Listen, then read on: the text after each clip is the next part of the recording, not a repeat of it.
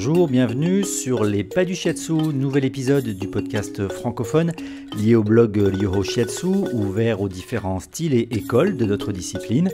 Je m'appelle François-Olivier Louaille et j'ai l'honneur de présenter ce 23e épisode, le premier de la 3e saison de nos podcasts. Le principe du fascia, c'est que lorsqu'on va appliquer une pression, une tension, la première petite alvéole va se tendre pour entraîner la seconde, qui va entraîner la troisième et ainsi de suite. Et lorsqu'on lâche cette pression, tout va se remettre en place petit à petit. C'est pour ça qu'on parle de tensigrité, maintenir l'intégrité malgré la tension. Les fascias, ces tissus conjonctifs au croisement de plusieurs disciplines, sont au programme de cette émission enregistrée à Marseille en compagnie de Pierre Amator. Bonjour Pierre. Bonjour. Pierre, qui est une figure bien connue du shiatsu en France, peux-tu quand même, pour commencer, nous rappeler un peu ton itinéraire dans le domaine du shiatsu ? Alors, j'ai commencé le shiatsu avant 91, puisqu'en 91, j'ai eu mon premier diplôme. Ensuite, je me suis installé professionnellement dans les années 2000. J'ai eu un second diplôme français dans les années 2000. Et puis, j'ai jamais cessé. En fait, je me définis un peu comme quelqu'un de très curieux et de chercheur. Donc, quand il y a quelque chose que je comprends pas ou que j'essaye de comprendre, de chercher, de regarder la littérature et tout ça pour essayer de comprendre. Donc, au niveau shiatsu, j'ai eu des postes à responsabilité au sein du syndicat. Tu es également formateur ? Oui, je suis formateur. À l'heure actuelle, je suis essentiellement formateur puisque j'ai fermé mon école en 2022. Donc maintenant, je fais des formations en freelance ou dans les écoles qui m'accueillent. Pour parler de l'école quand même, c'est une expérience qui a duré combien de temps ? De 2014 à 2022. En fait, j'étais pas du tout destiné à être formateur et c'est plutôt les étudiants dans le cadre des séances obligatoires pour obtenir leur diplôme quand ils venaient faire une séance. Bon, moi, je prenais mon rôle au sérieux, donc je faisais une vraie séance avec les explications et tout ça. Et beaucoup d'étudiants me disaient, mais à une séance, on apprend beaucoup de choses, donc quand c'est que tu montes ton école ? Et puis de fil en aiguille, voilà, c'est des fois la vie, elle nous montre le chemin. Et pour revenir un peu plus dans le détail sur les formations, si tu devais citer des maîtres, ceux qui t'ont apporté le plus, dont tu peux te réclamer ? Alors, je vais dire Reggie Kaiser, qui a été mon premier formateur, qui était un maître d'arts martiaux, et en fin d'entraînement, on faisait des points de shiatsu. À l'époque, je ne savais pas ce que c'était encore, mais j'ai très vite compris. Après, tout le courant Namikoshi qui m'a bien aussi intéressé dans la partie shiatsu mécanistique.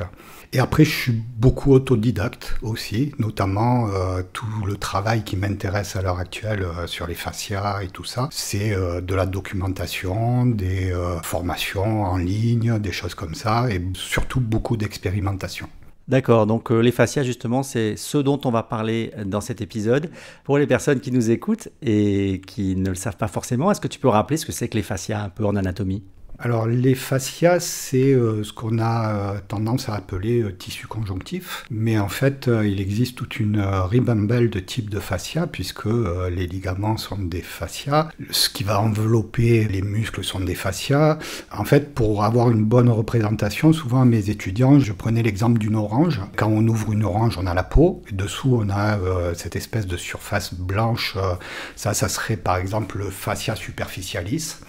Et ensuite, à l'intérieur, donc au niveau des quartiers, chaque partie est entourée d'une membrane. Ce sont les fascias végétaux, on va dire. Le corps est fait de la même façon. Je peux dire qu'en fait, on a deux squelettes. Un squelette dur, c'est les os, et un squelette mou, c'est les fascias. Donc les fascias vont servir à maintenir en place tous les organes, mais aussi avoir une fonction de glissement d'une structure à l'autre.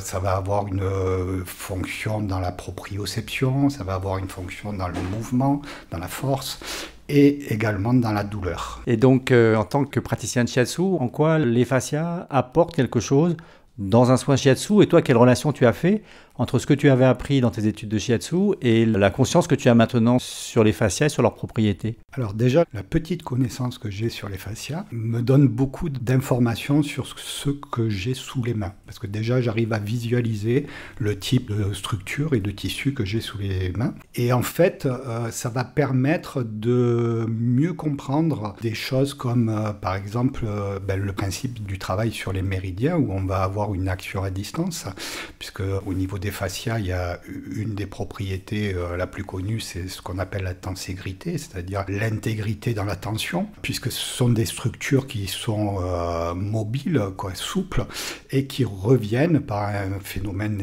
élastique. Juste, tenségrité, c'est un peu un vocabulaire d'ostéopathe aussi. Ils utilisent ces notions, il me semble. Alors oui, parce qu'en fait, je suis arrivé au fascia parce que je me suis dit, moi je suis praticien en shiatsu, le shiatsu c'est super, ça fonctionne. Mais si on demande à un réflexologue, le réflexologue il va dire c'est super, ça fonctionne. À un fasciathérapeute, il va dire c'est super, ça... En fait, chaque discipline a un fonctionnement qui lui est propre. Et j'ai essayé de comprendre pourquoi, lorsqu'on met les mains sur un corps, qu'on soit ostéopathe, praticien en shiatsu ou réflexologue, on obtient des résultats et quel serait le point commun entre toutes ces disciplines. Et les fascias se sont mis à clignoter, on va dire. Et donc, je me suis plus intéressé à ça et je vais parler de coïncidences remarquables, c'est-à-dire que quand on prend les chaînes faciales décrites par l'anatomie et qu'on les positionne sur les méridiens, notamment sur le réseau des tendinons musculaires, on obtient une similitude qui est assez étrange. Mis à part une chaîne qui est la chaîne spirale, la chaîne croisée, et d'un autre côté, ça permet d'expliquer, par exemple, les traitements en opposé. Quand on a un problème sur la cheville gauche, on va travailler sur le poignet droit. Et ça fonctionne aussi, notamment comme j'ai une formation d'acupuncture, il y a beaucoup de travail en acupuncture où on va travailler sur le croisé, en fait, les éléments, le coude, le genou, et ainsi de suite.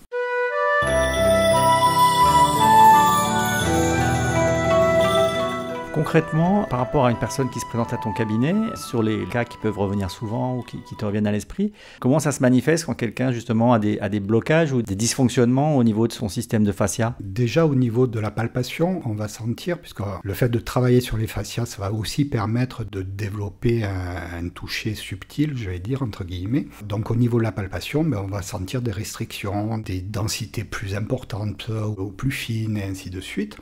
Et ça, on va pouvoir l'interpréter en fonction du problème que la personne a. Généralement, les gens qui viennent, c'est parce que, en fait, il y a une douleur qui est récurrente.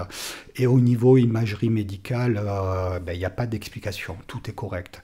Et notamment, il y a certaines études scientifiques qui ont montré que, notamment au niveau du mal de dos, il y avait beaucoup plus de douleurs générées par une crispation des fascias que de douleurs mécaniques avec une hernie ou des choses comme ça.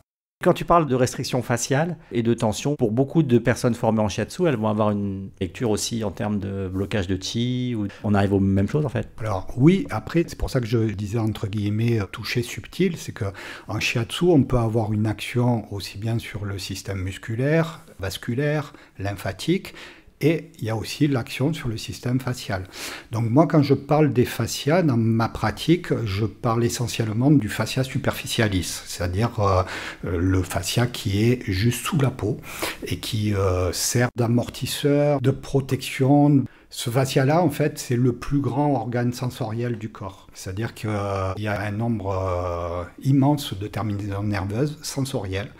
Il n'y a pas de nerf moteur. Alors, je ne sais pas si je parle de coulis, ça vous évoque quelque chose. En fait, c'est l'espace entre la peau et les muscles défini par la médecine traditionnelle chinoise. Et ces coulis, en fait, sont le lieu où se diffuse de l'énergie via les méridiens. Donc, le fait de travailler en shiatsu, on a forcément un travail sur les fascias. C'est pour ça que de temps en temps, il y a des personnes qui me disent « je veux un shiatsu des fascias » et je lui dis « mais ça n'a aucun sens ». Quand on fait un shiatsu, on travaille également sur les fascias. Par contre, on a des techniques qui sont plus ciblées sur un travail de relâchement myofascial et tout ça. Donc ça, c'est quelque chose qui est dans la pression. Traditionnellement, on dit que le shiatsu a des pressions concentriques, perpendiculaires et tout ça. Le travail sur les fascias, c'est un petit peu différent. C'est-à-dire qu'on va travailler, alors sans force, mais on va travailler dans le sens du fascia. Et souvent, on travaille dans le sens qui est, on dit facile, c'est-à-dire où la restriction ne se fait pas sentir. Tu as parlé de la médecine traditionnelle chinoise et de cet espace entre la peau et le reste du corps. Ça veut dire que la médecine traditionnelle chinoise, elle-même dans sa description, elle donne un espace à ce que sont les fascias. Est-ce qu'elle les décrit plus précisément? Alors elle les décrit dans le fait que c'est des espaces qui vont faire la jonction entre la superficie et la profondeur, ce qui est exactement la définition des fascias. Les fascias, en fait, comme je disais tout à l'heure, c'est un type de membrane qui va recouvrir l'ensemble. On a des fascias au niveau des os, des vaisseaux sanguins. Le plus courant, et en shiatsu, on va travailler sur ce dont je parlais tout à l'heure, le fascia superficialis, qui est un fascia qui commence à la tête et qui finit aux poignets et aux chevilles, et qui recouvre l'ensemble du corps, sous la peau. En fait, quand on regarde la peau avec une loupe, on voit qu'elle est formée de petits losanges. À l'intérieur, c'est exactement la même chose, sauf que c'est en 3 dimensions.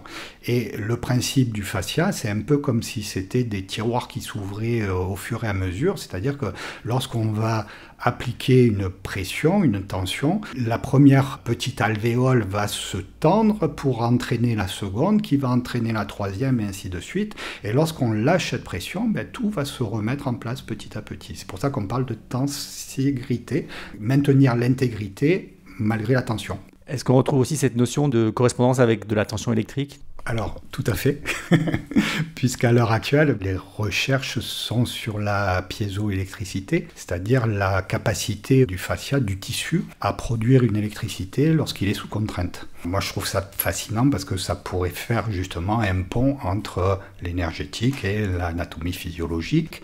Les anciens, je vais appeler ça comme ça, les anciens Chinois, même si a priori il n'y a pas que les Chinois, avaient déjà perçu beaucoup de choses. Parce qu'ils essayaient de comprendre comment fonctionnait le corps et ils n'avaient pas d'imagerie médicale et tout ça. Donc c'est vrai que de temps en temps ça fait très poétique et tout ça, mais c'est une tentative d'explication du corps avec les connaissances qu'ils avaient à l'époque. Alors si j'ai bien compris, en partant sur cette base, tu es moins finalement attentif au principe des organes vus en médecine chinoise et en acupuncture, et tu t'intéresses plus précisément à ce que tu appelles la théorie des méridiens. Oui, parce que de toute façon, les fascias, c'est le lien de tous les organes, et c'est ce qui permet de comprendre aussi le fonctionnement des organes, puisqu'en fait, ils vont avoir aussi bien un rôle de protection que d'aide au niveau des organes. Les anciens Chinois avaient décrit en fait ce qui s'appelle la théorie des méridiens, c'est-à-dire que les grands méridiens ont une fonction de protection du corps, lutter contre la chaleur, contre le froid, contre le vent, sécheresse, humidité et tout ça. Et je fais un lien assez important entre l'utilisation des fascias et cette théorie-là. Et concrètement, ces anciens Chinois et puis les Japonais et puis les maîtres qu'on a eu entre tout ça nous ont transmis souvent des katas, des applications assez précises. Toi, tu te penches plus précisément sur les fascias. Est-ce que tu as développé aussi un kata qui serait particulier, des outils spécifiques? Comment ça se passe pour les personnes qui veulent travailler les fascias? Alors, c'est pas un kata parce que moi, je suis pas pour les katas. Encore une fois, un kata, c'est pour l'apprentissage. Après, en séance, on est en combat. Enfin, combat entre guillemets, bien entendu. Dans mon école, et moi, ce que j'essaye de faire passer, c'est que on va travailler avec ce qu'on a sous les mains. Et je dis souvent, il n'y a pas de geste juste, il y a des gestes qui s'ajustent. Parce que, justement, en fonction de ce qu'on a sous les mains, on va utiliser une bribe de kata là, une bribe de kata là, pour justement arriver à quelque chose. Donc, le principe, c'est l'apprentissage d'une série de pressions, on va dire, d'appuis, puisque je préfère définir le shiatsu comme des appuis que des pressions, spécifiques au travail des fascias. Donc ce sont des appuis qui sont généralement au départ qui vont être perpendiculaires pour ensuite légèrement aller dans le sens de mobilité du fascia. Mais toujours sans force, c'est-à-dire qu'on doit toujours attendre que le fascia nous donne l'autorisation d'aller plus loin. Parce que sinon, bien entendu, un fascia, on peut le traumatiser, et lorsqu'on travaille trop fort ou avec trop d'intention et tout ça, en fait, on obtient l'effet inverse, c'est-à-dire une crispation et une tension du fascia. Le fascia, il est là pour protéger le corps, donc lorsqu'il y a une agression, il se verrouille, quoi.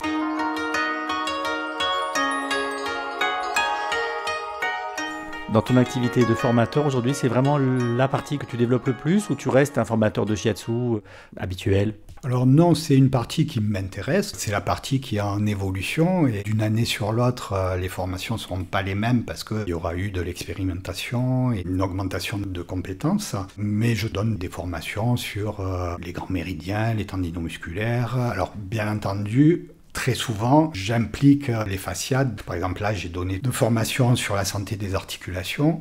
On ne peut pas parler de la santé des articulations sans parler des fascias, des méridiens divergents et ainsi de suite, quoi. Disons que j'essaye en tout cas, de faire toujours un lien entre l'anatomie-physiologie et l'énergétique. Toujours pareil, j'essaye de comprendre ce que les anciens ont expliqué avec leurs connaissances et maintenant avec les connaissances qu'on a. Donc après, il faut faire attention avec ça parce que on peut se retrouver très rapidement dans des choses pour dire, par exemple, la citrouille, elle a été créée pour l'univers familial parce qu'elle est déjà séparée en quarts, quoi. Donc il ne faut pas non plus aller tête baissée là-dedans, mais disons qu'il y a des choses, comme je disais tout à l'heure, qui sont quand même remarquables, quoi. Et toi qui suis ce sujet, qu'est-ce que ça donne au niveau justement tu en as parlé un peu tout à l'heure, mais de la recherche scientifique et médicale conventionnelle autour de cette notion de fascia? J'ai l'impression que ça avance également.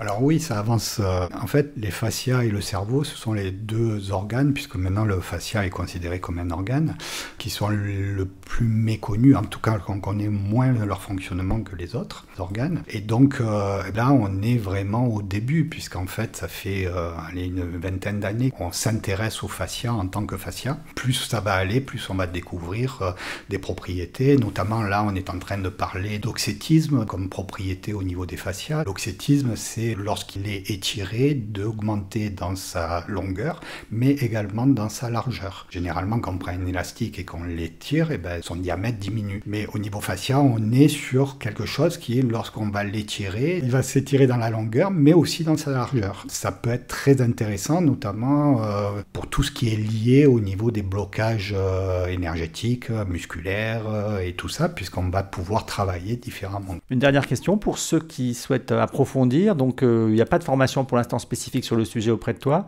mais peut-être déjà faire une formation de shiatsu avec Pierre Amator. Comment on fait? Il y a un site web encore, puisqu'il n'y a plus d'école? Alors, il y a un site web qui s'appelle Terra Shiatsu, T-H-E-R-A, terrashiatsu.fr. Il y a ma page Facebook Pierre Amator, Shiatsu Marseille. Donc là, cette année, j'ai mis un peu en pause puisque j'ai eu un bouleversement, on va dire, agréable dans ma vie personnelle. J'attends que tout se positionne et je vais recommencer à faire des formations. J'ai déjà fait des formations sur les fascias, mais voilà, c'est pas uniquement sur les fascias. Merci Pierre. Mais merci beaucoup. Au plaisir, on aura sans doute l'occasion d'aborder d'autres sujets. Merci à vous de votre attention et de votre intérêt pour notre travail. Les archives du podcast sont à retrouver sur le blog Ryoho Shiatsu. Elles sont également référencées sur les principales plateformes de podcast. Une invitation à les partager, à les recommander et pourquoi pas à réagir. À très bientôt pour un nouvel épisode.